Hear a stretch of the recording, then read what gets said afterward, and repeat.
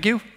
We didn't know a few months ago what we wanted to talk about, so we just submitted a title that could do for anything. But we finally decided what we wanted to talk about, which is a brief history of Android, specifically from the inside point of view about what was going on internally, and from the developer's point of view. There's a lot of stuff on the web about the features that are in various releases, but the interesting part to us is what was available for developers or what was going on internally.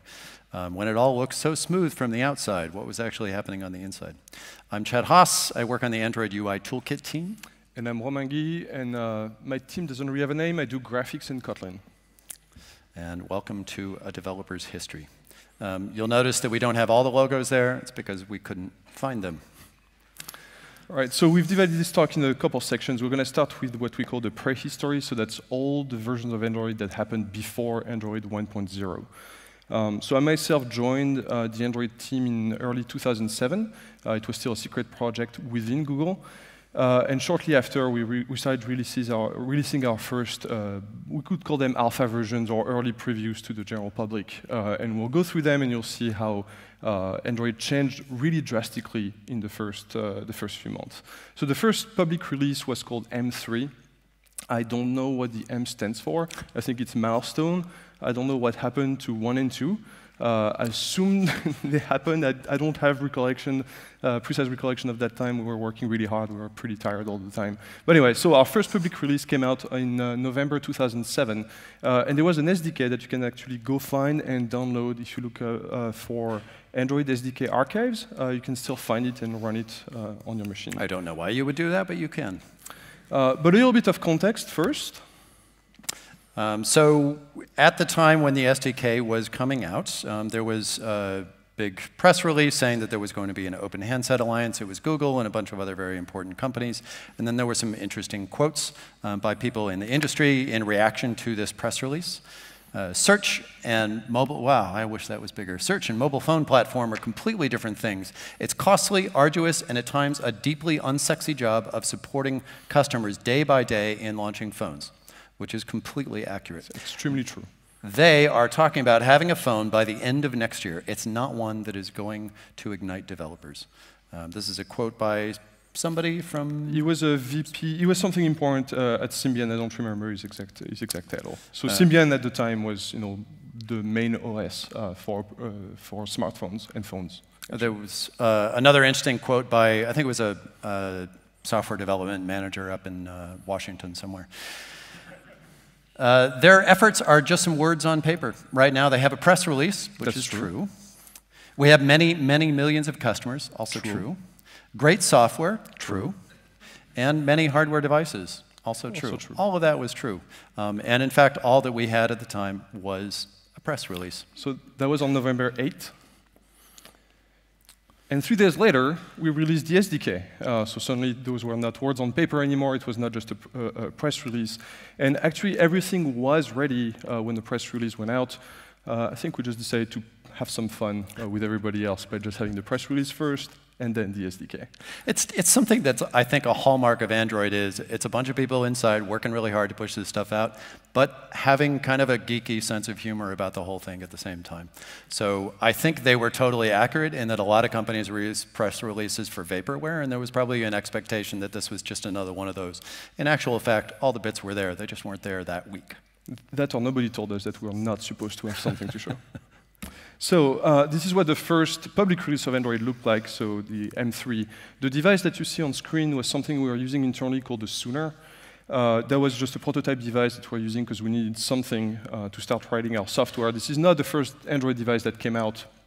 I think it was an existing HTC device that was sold running Windows Mobile, and we were just using it as a prototype. You can see that the UI looked it looked like a UI. It already had a lot of concepts that you know on Android that are still around today. So we had the home button, the back button. Back then we had the menu button that became the recents button. You can see on the device we had hardware keys. One of them is an X. I think we're trying to hide the fact that we're going to have a search button, because Google having a search feature apparently was a huge secret. So we didn't want you to know. Who would have guessed that Google would have search functionality? But in terms of software, we had the notifications, we had the intents, we had the binder, we had activities, we had multitasking. So a lot of stuff was already there. And the main modules like the Activity Manager, Surface Flinger were all already there. And even the APIs, they've changed a lot before 1.0, but they were still very similar to what you know today. We had a second build of M3 that came out right after with a different form factor. So that was already showing, because we were already back then, we wanted Android to support multiple form factors, so portrait mode and landscape mode and keyboard and no keyboard and touchscreen. So this was a way for us to test, but also to show everyone that's where we were going. And that phone was still in the emulator, a non-touchscreen phone. But this looks very similar to the phone we actually shipped a year later, the T-Mobile G1. I think it's one of the interesting things about about Android from the beginning, that they really were building a platform for many different use cases, many different form factors. So even at the point where they were pre-1.0, they're only working on one and then maybe a second device, there was still the idea that this would be across many form factors. So a lot of the original functionality about layouts and about multitasking and all these things were already built into the platform, versus a lot of the rest of the industry where they would sort of build a particular phone and platform for a device, right? It was a bit more focused on a particular thing that they wanted to sell, as opposed to a system that could sort of carry across the future of their devices. And to give you also some context about why the early APIs are designed the way they are, or why the Android system works in some mysterious ways sometimes, the Sooner was a single CPU running at 80 megahertz with something like 32 or 48 megabytes of RAM. So this was, it also did not have a GPU. So this was not a very powerful device. And funnily enough, like we still have a few around running builds from that time. And they were running really quickly. The software was really smooth. We had tons of animations, and they were pretty fast. So I looked through the SDK that I downloaded from the SDK archives page, and there are some interesting gems in there. It's interesting to take a look at it to see what happened to our APIs. So one of them that I really liked is this class called layout.directions. It's part of the text system. And you can see that it says stores information about bidirectional left to right or right to left text within the layout with a nice to-do. This work is not complete, yeah, no shit, or correct, and will be fleshed out in a later revision. That later revision was Android 4.1, I think, so 6 years later or 7 years later. So yeah, you know, sometimes we take our time, but we want to get it right. So for context, we have some slides occasionally that tells you what else is going on in the industry. At this time, up in Washington, there was a company up there that acquired Danger. So Danger was the company created by Andy Rubin, who also created Android. They didn't, those people that started Danger didn't happen to still be at Danger because they were then at Google working on Android. So 500 million later, they got that company. So a short few months after M3, we had another release called M5, which I assume was Milestone 5. I still don't know what happened to Milestone 4. I'm starting to believe we don't like even numbers or something. Which is odd. Yeah, which is odd. I have to live with that guy. So M5 was really interesting because it was the introduction of the window shade, so something we still use today that contains all your notifications, and actually a lot more these days. It's almost like a mini operating system. This is what the UI looked like, so big changes. It's a little better, I guess. I like the way that the icons are sort of italic icons, like they look like they're in action. They're trying to run, maybe they're trying to run off the screen. I think they're trying to run away, yeah. This is also when we introduced the concept of recents, more prominent, and more obviously in the UI. So on the left, you can see the home screen. Back then, we were writing new home screens almost every week. I was working on that. I was kind of sick of writing home screens, to be honest. And you can see at the bottom, we have the all button. So that was the way to reveal the list of all apps, something you still have today. On top, you could put a couple shortcuts, and the 4 icons at the top were the recents. I like the X up here, because centering is really difficult, it turns out. It's one of the most complex problems in computer science, especially when you try to center text. And on the right, you can see the window shade. So something we were doing back then to save on memory, we were not using 8-bit per color channel in our bitmaps or in our drawing. We were using a format called 565 that some of you, I'm sure, are still using. And if you're still using it, please come see me at the end of this talk. We need to have a chat.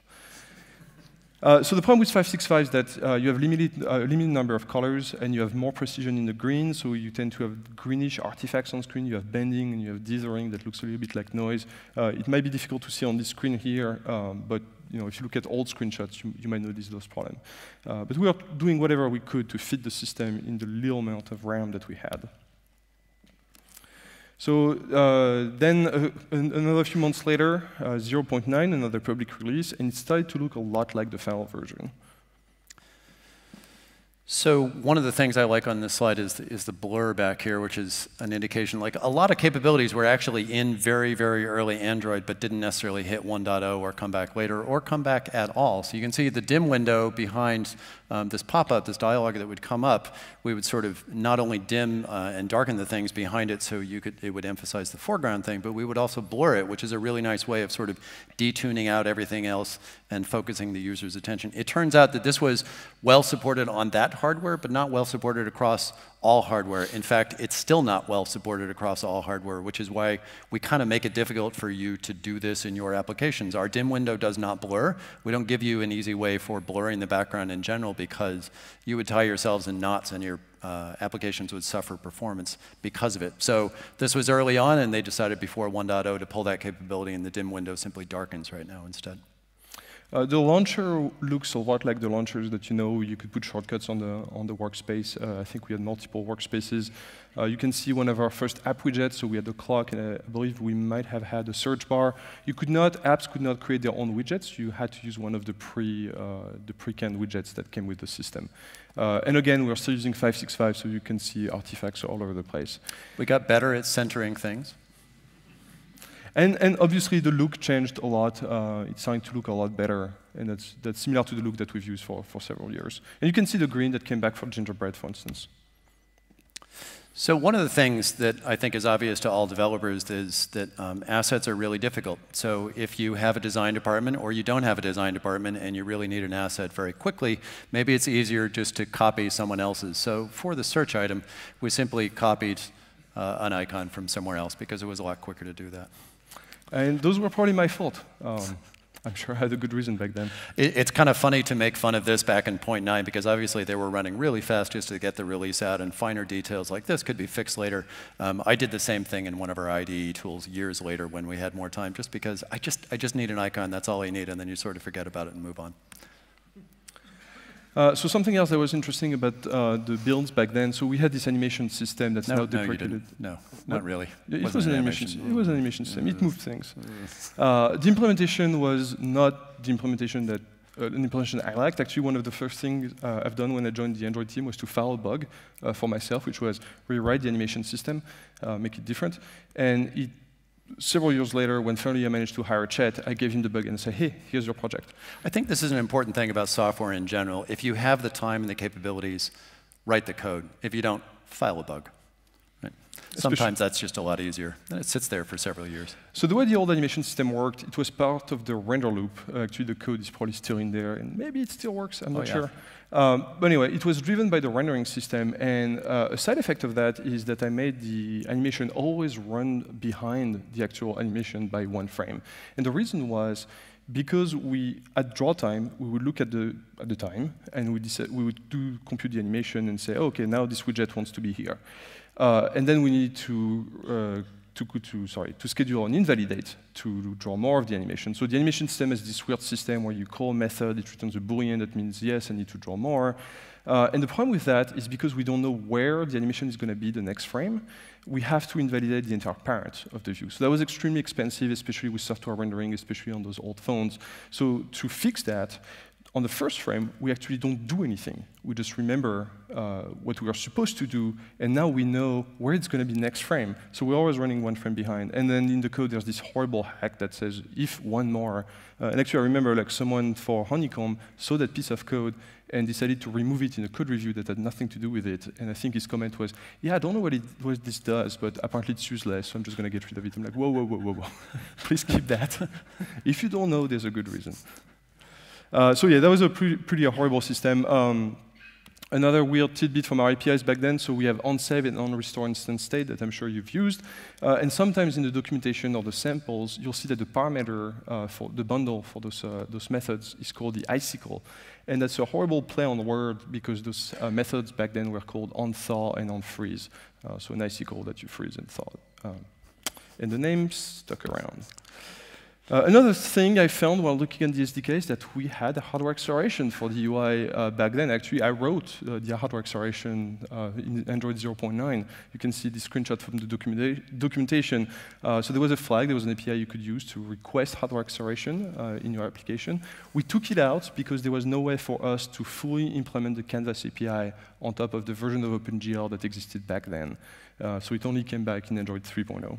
There was also OpenGL implementations inside Surface Flinger at the time. If you listen to one of the recent podcasts that we did with Matthias Agopian, we talked about the fact that Surface Flinger actually had the ability to spit out OpenGL, and he did this not because we had a GL driver or hardware that could support that, but because he was thinking about the future and knowing that eventually we would need hardware acceleration for doing this stuff, so we wanted to flesh out the ideas and make sure that Surface Flinger would support that appropriately when we needed it. Again, always sort of forward thinking, really busy getting the release out, but in the meantime thinking about it as a future platform.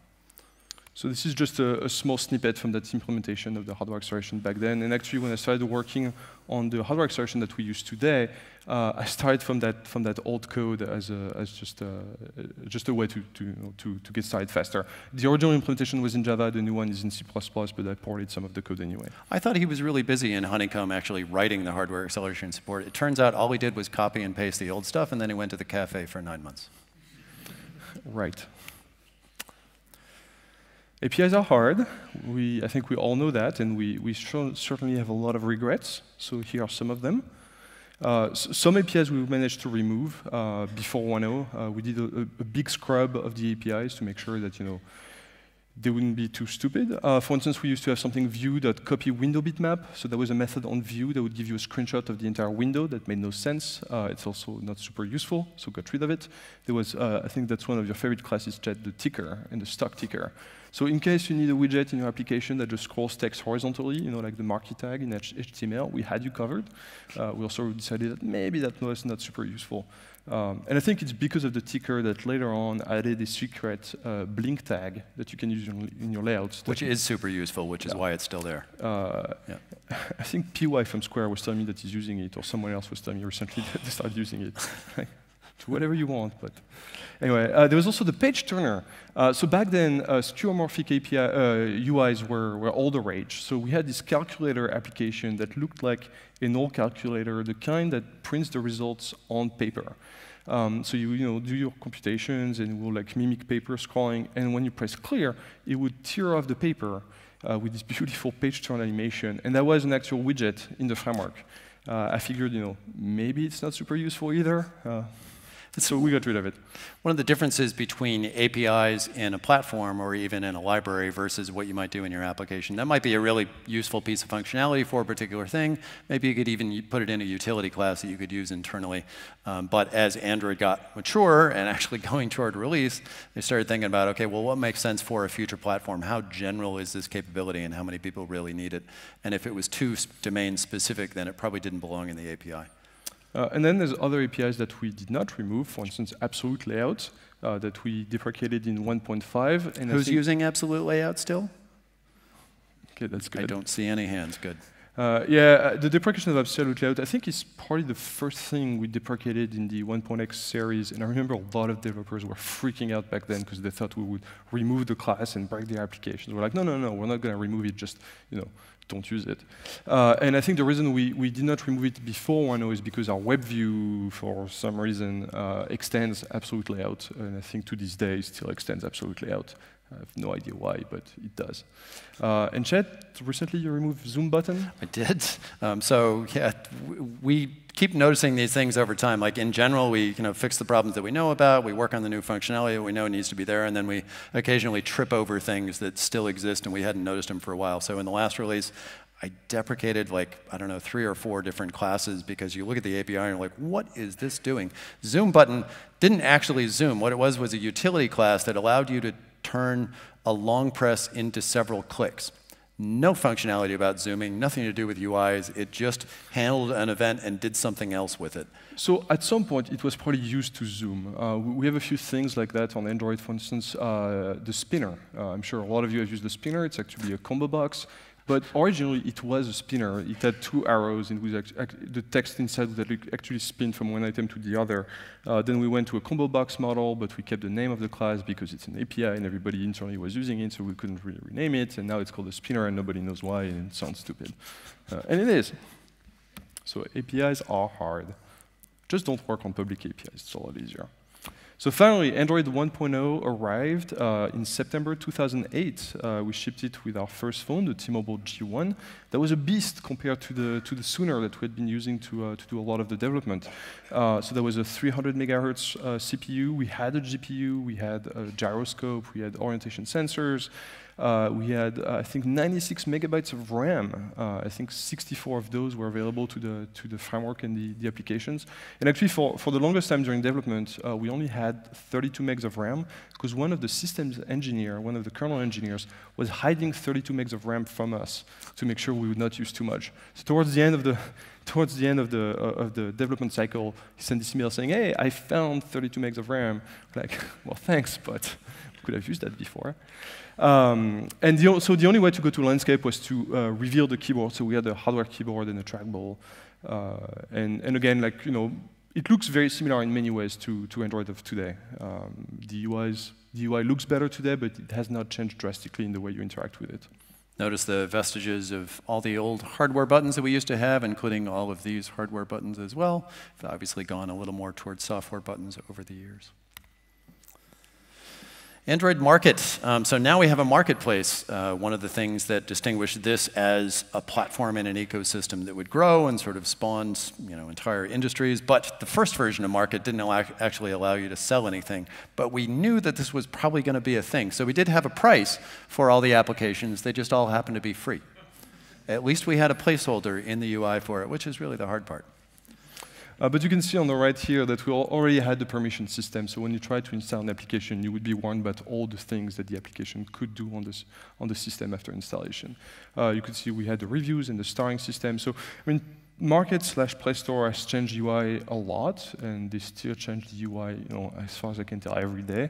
But fundamentally, it hasn't changed much. And just a few weeks later, we had our first release of the source code itself. So that's something we always do. You know, we ship a new version of Android, and then shortly after, we release the entire source code for the platform.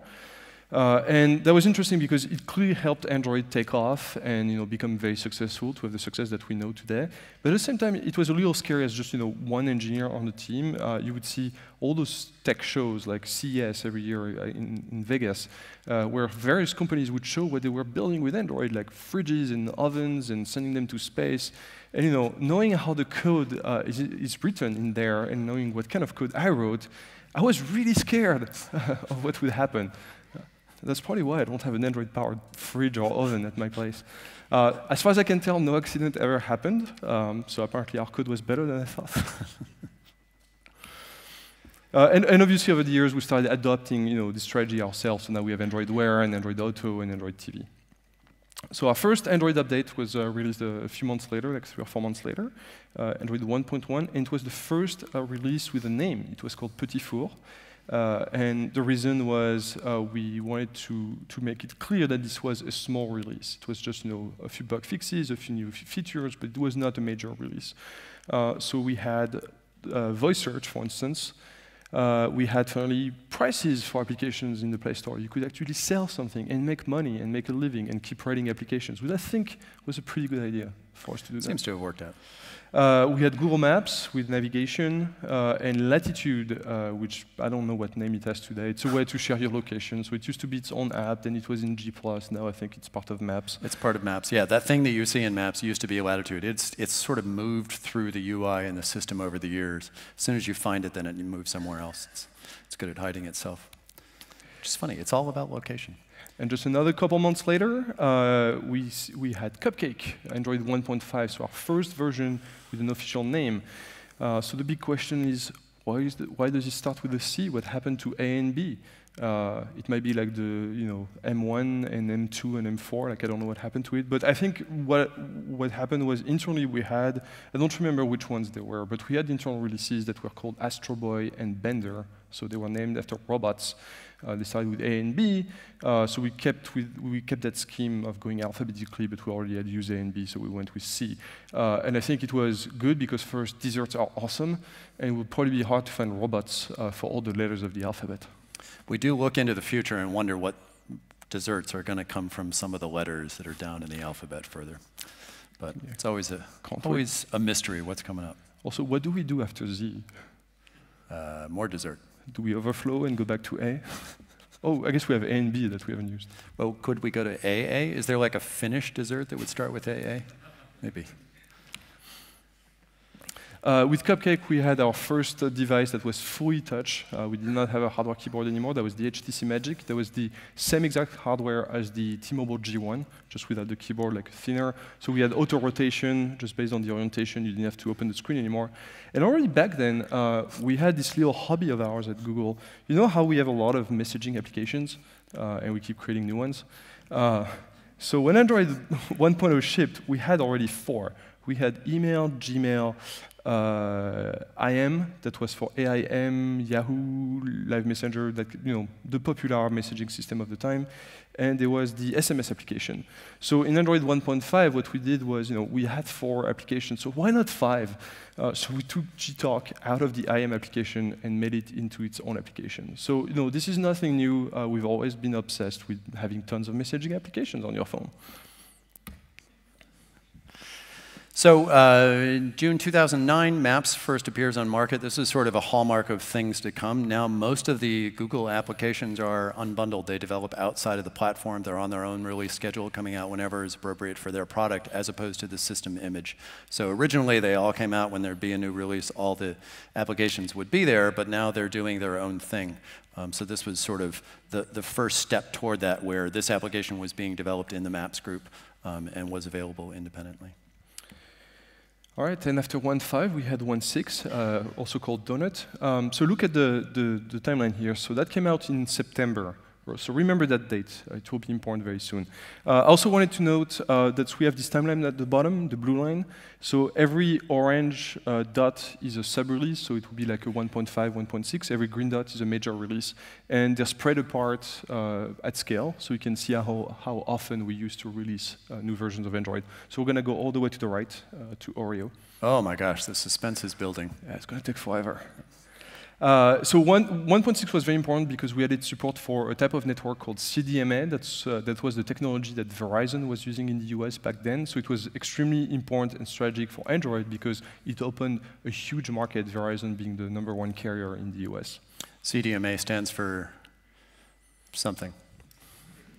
It was also when we introduced officially the support for multiple screen sizes. So Android has always been built from the ground up to have support for multiple resolutions and densities. So we had layouts from day one, and we also had the concept of DPs or DIPs that you use in your layouts to size everything. And it was interesting because back then a lot of developers were having a hard time understanding why they had to use things that complicated to build their UIs. But I'm pretty sure most of you now agree that it was probably a good idea to be able to support all those different screens with the same layout.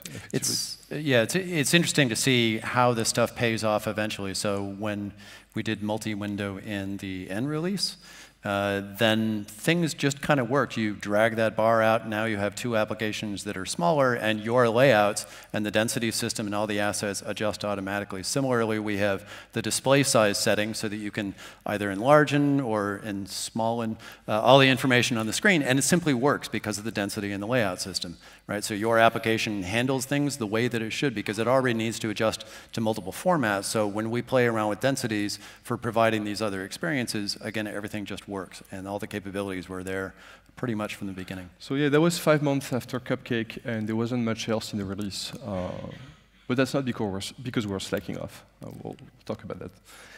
And market, I mentioned that earlier, but that was the start of their new hobby, which is redesigning the UI as often as they can.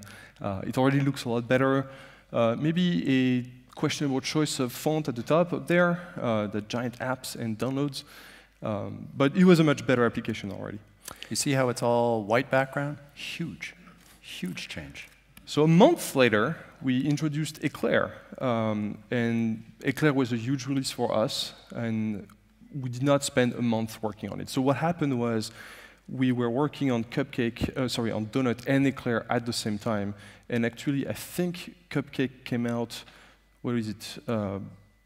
after we were done writing the code for Eclair. So that was an extremely confusing time back then, even for us, and making sure that every change went into both versions and all that. So the big change for Eclair was the introduction of our first device that was high density. So that was the Motorola Droid. Yeah, we finished 2.0 before 1.6 shipped. So that's the Motorola Droid. That was our first 720p phone. That was our first high-density phone. We went back to having a hard keyboard and an interesting-looking D-pad on the right that looks like a calculator from the 70s. But that came out on Verizon. That was a huge success, and it helped Android gain a lot more users. We wanted to scare the users into owning this phone. I think that was the marketing intent there. Nexus. So from this point on, we started building our own devices, and it's nice if it happens to be a nice device, but more importantly, it's important for us to actually build something in parallel with the platform to make sure that if it's new hardware functionality or new features, we're actually building the platform and the APIs and the experiences in a way that's appropriate. We don't want to dump something out there and then get feedback from partners that it's not working correctly. So we build the Nexus devices as reference devices, and some of the devices were also actually quite nice. It's changed a little bit over the years. Now we have the Pixel program instead of the Nexus program.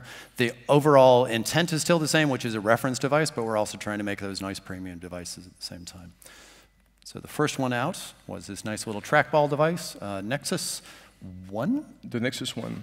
And that was our first device that had no hardware buttons. They were still semi-hardware, so you can see them at the bottom, the back menu, home, and search. Those were capacitive buttons, but they felt like a touchscreen, effectively. It was a beautiful form factor. It fits in your hand really well and seemed fairly large at the time. And it's always funny to go back in time, pick up one of your old devices that used to be the perfect size, and realize how tiny and cute it is. Yeah, that was a 3.5-inch screen. So about half the size of the phones of today. So in this version of Eclair, we also introduced live wallpapers. So they were using this technology called RenderScript. So RenderScript was a hidden API back then.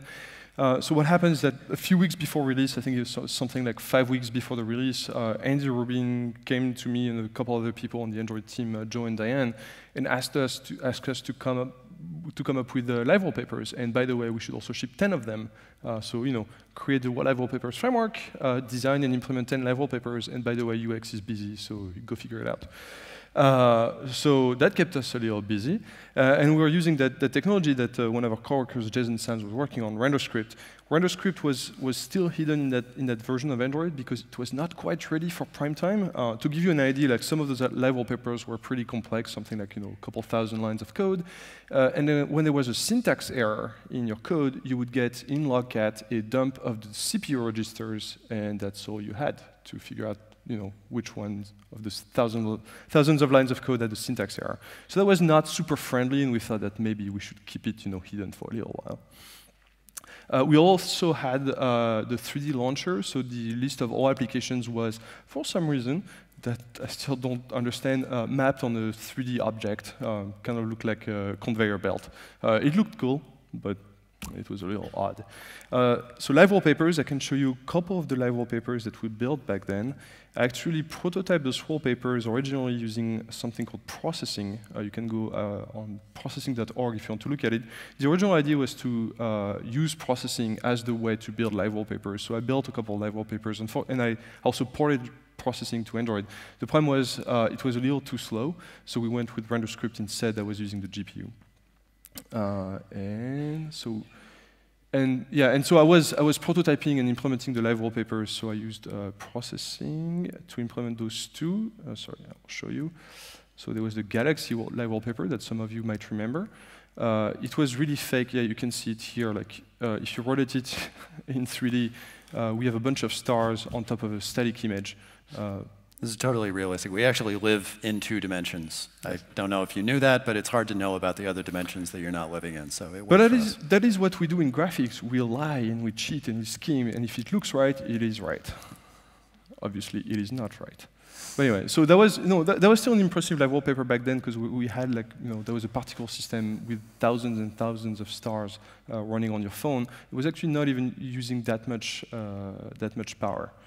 The other one was the grass wallpaper. Let's see if I can find my mouse cursor. Here we go.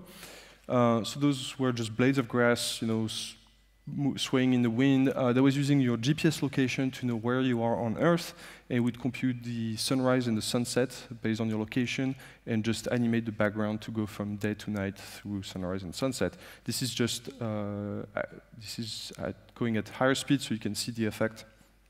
The version that runs on the phones has less grass because otherwise it was way too slow. And you can see that my MacBook Pro is still struggling. It's running at just a few frames per second. Getting lost in the weeds. Yeah. Yes, Chet. Thank you. So meanwhile, in Palo Alto and Sunnyvale, a company called HP acquired Palm for $1 billion. So they got WebOS. Yes, they did. Next, Android 2.2, Froyo. Isn't that when you joined? I joined toward the end of Froyo. Yep. And the main feature of Froyo, at least as far as we're concerned, was the introduction of the JIT for Dalvik. So until then, we had an interpreter for Dalvik. It was, really optimized. It was running pretty well, but the JIT made a huge difference in performance. We also had the introduction of V8, the JavaScript VM in our web browser. We bundled the system with Twitter and Goggles, which just got resurrected with something called Google Lens on Pixel 2. So it was kind of like early augmented reality. It's actually interesting because when I talk to people who are working on AR these days, I tell them that, back then, like on the T-Mobile G1 or even Froyo, a lot of people were building AR applications, and they're really surprised that this is not new. In Redmond, Windows Phone 7 came out about that time, in November of 2010. And then Gingerbread.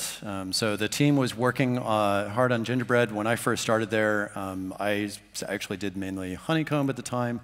This is a release that remained popular for years after it came out because it was the last Android release that really fit inside very tight constraints. So particularly in markets with more limited phones, memory, and performance capabilities, Gingerbread was sort of the last release that people could use to cram all the bits in there. While we kept building up more and more capabilities, we also made the system larger. Yeah, so we need to apologize. We built a version of Android that was so awesome and so good that nobody wanted to abandon it. And I'm sure some of you bad strategy. Yeah, I'm sure some of you have bad memories of Gingerbread, and given how long you had to support it in your applications.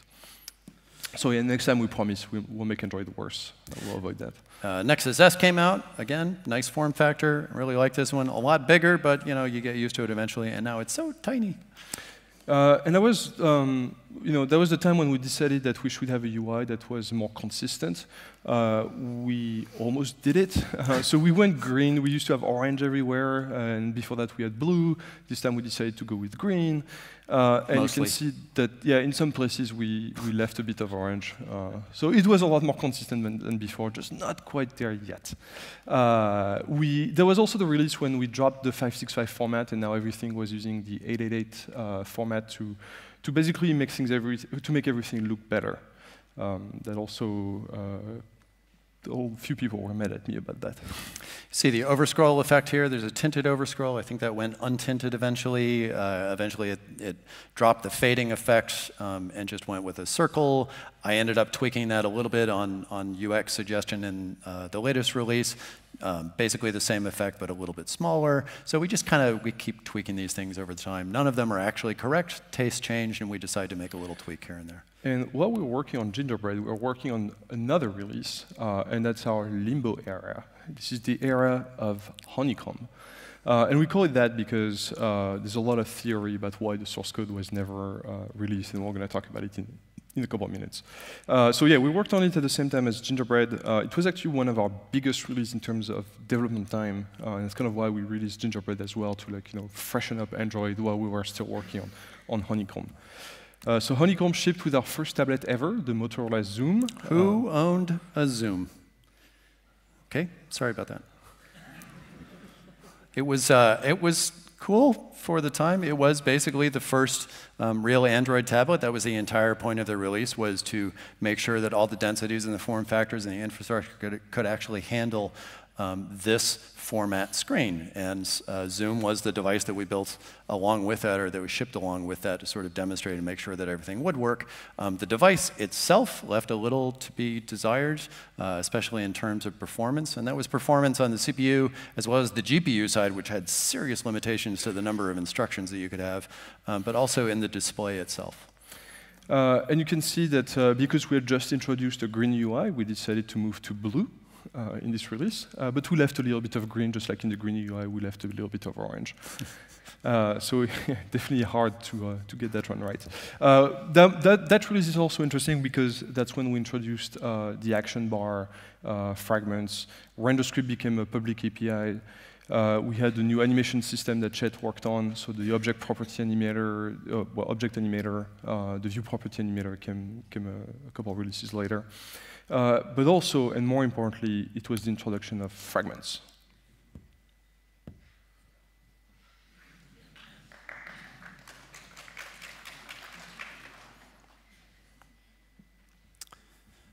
And also, we worked on hardware acceleration. So when we started working on the hardware, we realized that our software renderer was too slow given the size of the display. And so we had to do something about it. So that's when we started working on this hardware acceleration backend. I mentioned it earlier. It was an opt-in because it worked pretty well, but there were some severe limitations, like not all Canvas APIs were supported, so we didn't want to break any applications, so you had to opt in. I think all of the standard applications were using hardware acceleration when we shipped. Now, what was interesting is, I and many other folks worked on this really hard, like for several months. It was a lot of really hard work, like getting the performance to reach 60 frames per second everywhere. And no matter what we were doing, we could not quite reach the 60 FPS mark. And someday, I don't remember why, I hooked up the Zoom to a TV because we had an HDMI output. And there on the TV, it was beautifully smooth, like everything was 60 FPS. And what we realized was the screen itself was not 60 FPS. Well, it was taking the frames at 60 FPS, but to change the colors of the pixels, it would take so long that what you would actually see was 25 frames per second. It looked a little weird. And what was particularly weird was that depending on the colors you were changing to and from, it would not take the same amount of time. So I think going from red to black was taking more time than going from blue to black, than going from green to black, or something like that. So when you move the photo on screen, for instance, swiping gallery, you would see this trail of pixels behind, not all moving at the same speed. It was like a Doppler effect in RGB space. It was interesting to see because we thought of it as hardware-assisted motion blur. So not only would it take longer for the device to actually light up the pixels in the correct color, but it would also take a long time to fade them out. So as you move the window across the screen, everything would just kind of smear behind it. It was interesting. So it's also when Chet and I had an interesting experience. So a couple months before shipping, we still wanted the performance to be better and better. So our boss came to us and said like, hey, do you have any idea on how to speed up the UI? I'm like, yeah, right now what we use in the rendering system is called an immediate mode. So when someone calls canvas.draw, whatever, we draw that immediately. Unfortunately, that's not super GPU friendly. The best way to do things for the GPU is to record all the operations, and then when you know you're done, you send all that to the GPU at once. So that's called the different mode. The problem was the Android APIs are immediate mode APIs. You have the canvas, you call draw, you expect something to be drawn right there. So I told him, yeah, we could do that. That would improve performance by quite a bit. But it's really dangerous because we have to change the entire rendering pipeline without any of the apps noticing, and we don't even know if that would work. So we said, that's okay, ship in 2 months, too risky, let's not do that. And then 2 weeks before shipping, comes back to us and say, hey, so that idea you had, how about we try it? And that's how we spent the last couple of weeks of the release. And yeah, that was stressful. We shipped it. I'd been working at large companies where you work on software for a couple of years, and then you finish working on it, and you fix only critical bugs going up to the release time, 6 to 9 months later. And so basically, it's in this sort of stasis period for a very long time, making sure that it's robust and quality enough to ship to everybody. And then I joined Android, and we're basically changing the fundamentals of how everything on the system is displayed within a couple of days of actually cutting the release and sending it out. So welcome to Android. A few hours before shipping. Yeah, it worked. No big deal. We don't do that anymore, by the way. No, at least days. Yeah. 3.1 and 3.2. My favorite thing was the view property animator. It built on Object Animator, but basically just provided a fluent API for creating these animations. It's basically like setting a property, but then it automatically animates. This was the first step towards my overall goal in animations is not to make everybody actually program animations, but to make automatic animations easier for you, so you can get on to actually writing the logic that you are being paid for, and then we make it easier to just run the animations that you intended. Support library is introduced. So it was clear that people wanted this new capability of fragments on other releases, so we backported a bunch of that code, which was important for that capability, but it was also sort of a precedent for this thing that we call support library, which then grew and grew over time, somewhat organically and chaotically in many different directions. So we'll see more about support library over time. And as for the source code, never appeared. So again, lots of theories about why that is. I heard mostly the main reasons that people claim is that there were tons of hacks because it was a tablet and all that. That is not the reason. The code itself was fine, but the UI.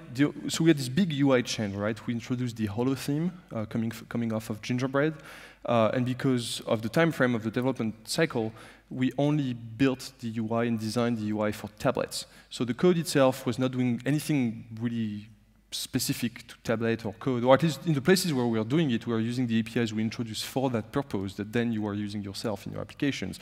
We just didn't want to release a version of Android that was not meant for phone and have the risk of other companies or hobbyists or whoever try to run it on phones and then create more fragmentation for applications. Your application wouldn't run on this OS that was not designed to be for phones exactly. So that would have been pretty bad for the applications. We didn't want to break their refrigerators and ovens. Yeah. So and later when we dropped the source code of the next release, Android 4.0, the whole history was there. So I think you can still see in our Git repository.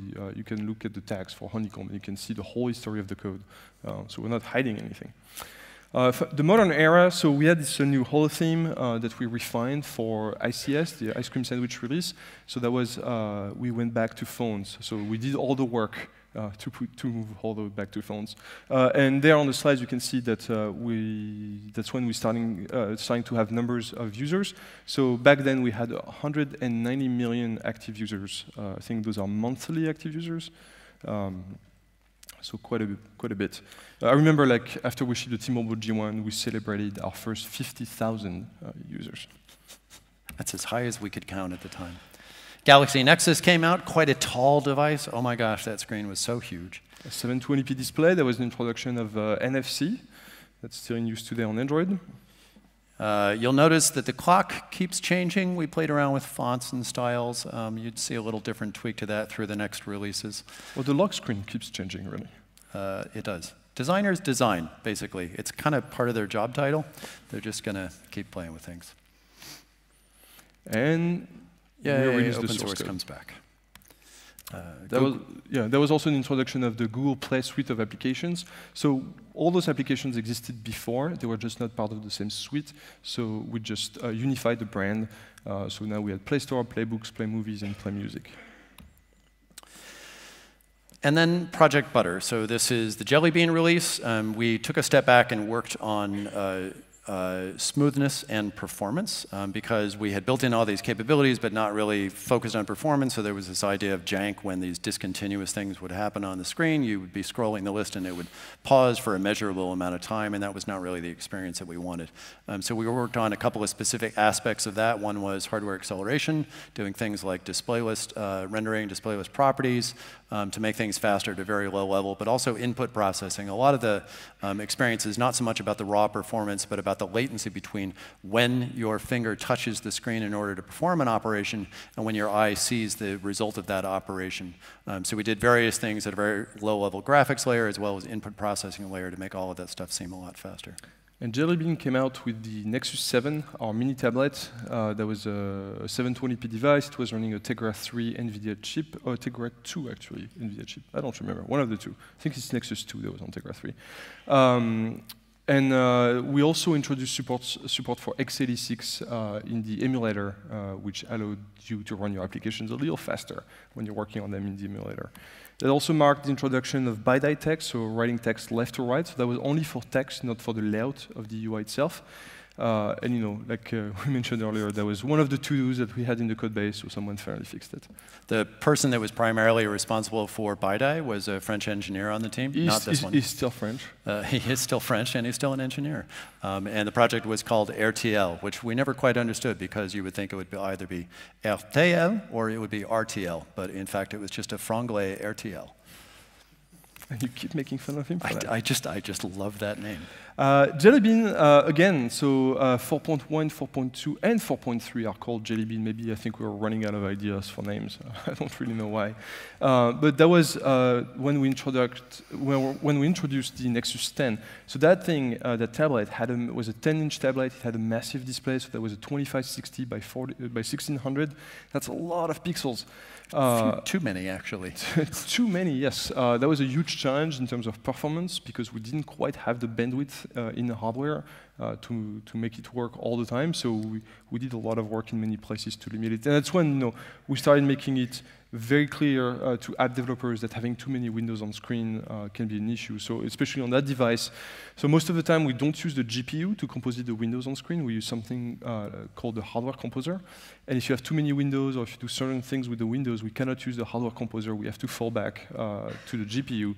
And fallbacks on that tablet were partially painful because they would take away so much GPU from the apps that you would see the frame rate drop a little bit.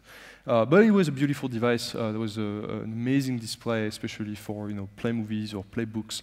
It was a great tablet for media content. So we had RTL for text before, and now we also had it for drawables and layouts, so general BiDi friendly system. Chet's favorite feature? Oh yeah, this is great.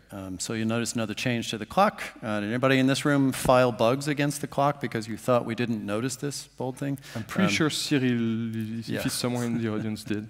We filed them internally as well. We thought it must possibly be a mistake. Well, we were working on the text rendering at the time in the hardware accelerated pipeline.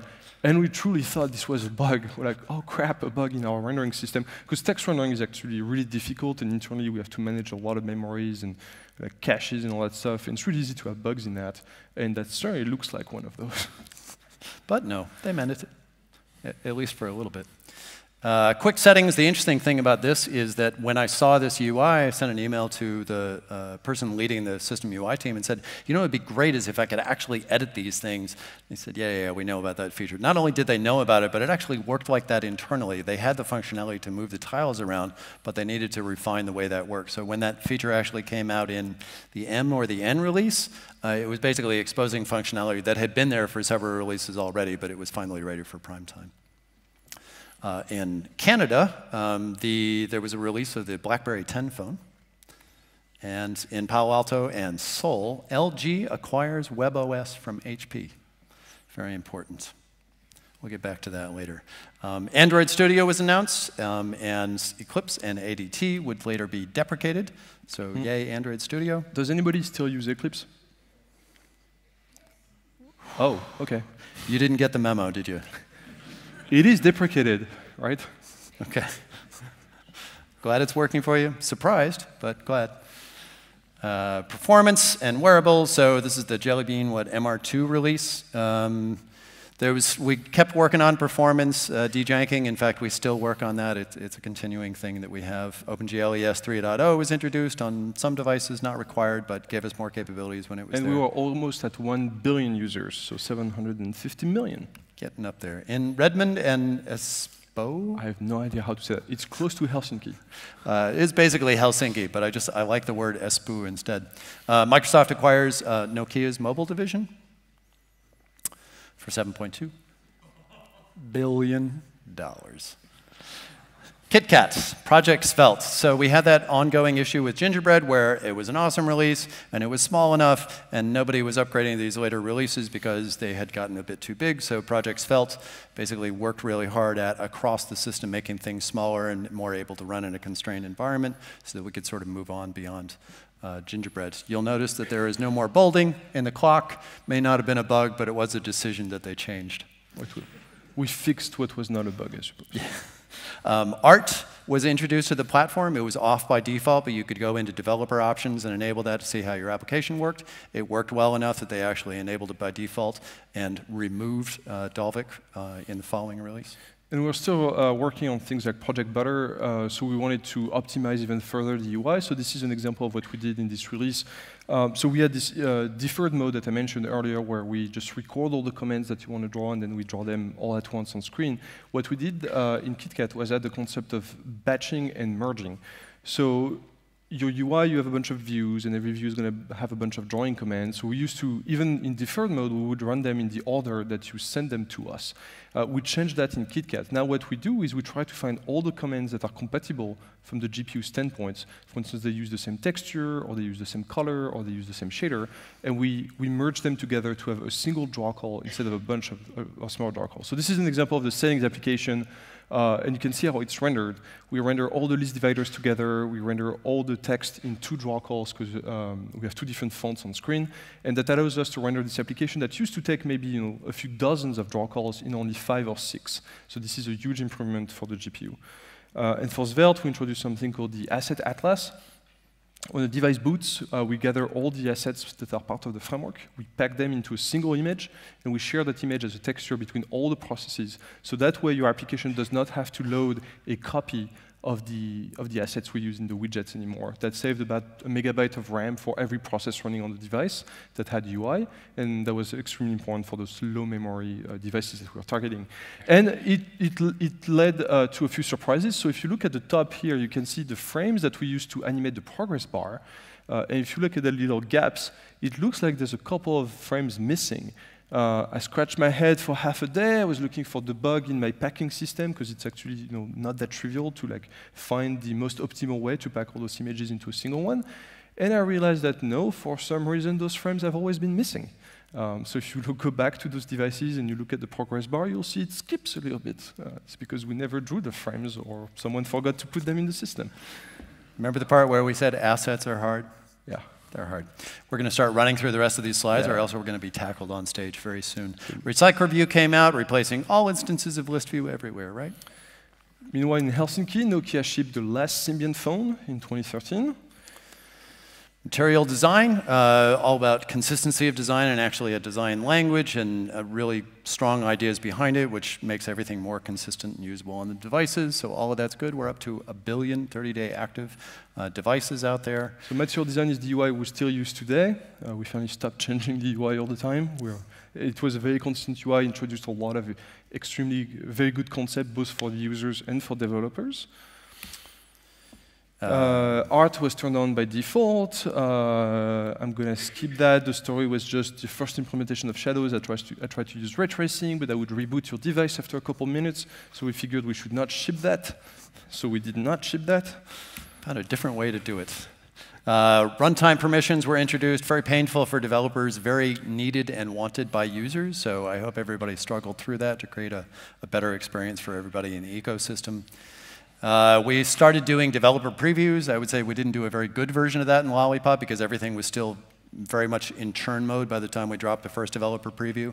But since then, in the next couple of releases, I think we got much better about that. So the first developer preview that we give you, please use it and give us feedback because we do incorporate that into future versions. There was also the birth of Project Volta. So after working on Butter for performance and Svelte for memory, we focused on battery.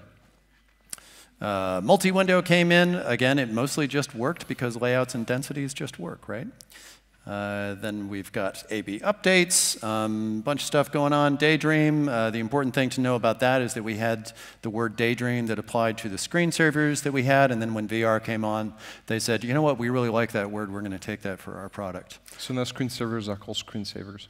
That's boring. Meanwhile, in Helsinki, Nokia shipped the Nokia 6 running Android. Their first Android phone. Project Treble came out, so that was nice. So this is the O release, so here we are. There was a bunch of text stuff going on, or as I like to think of it, in Comic Sans. Text capabilities, downloadable fonts, fonts in XML, emoji compat. We had the adaptive icons on the launcher, and Romain did a bunch of stuff with color management. He loves this slide. Chet made that slide. I hate him for that. Lots of stuff going in the support library, which is a demonstration of sort of how much of our focus goes there now. We give you the capabilities in an unbundled way so you can use them across all your releases. This includes things like the designer and the tools. It uses the new constraint layouts. We did the first major refactor where we said, okay, now there's a min SDK. This is a good precedent for upping the SDK over time as it made sense, so we didn't keep bundling all this code in to your applications on your behalf. Lots and lots of things going in there and even more. Goodbye Gingerbread and Honeycomb, physics animation, lots and lots of things. Meanwhile, in Pleasanton, which happens to be where I live, I acquired an LG television running WebOS. For hundreds of dollars. And of course, the question is? The next version is obviously P, and P stands for? We're not going to tell you. In fact, we don't know. And that is our time. Thank you very much for coming.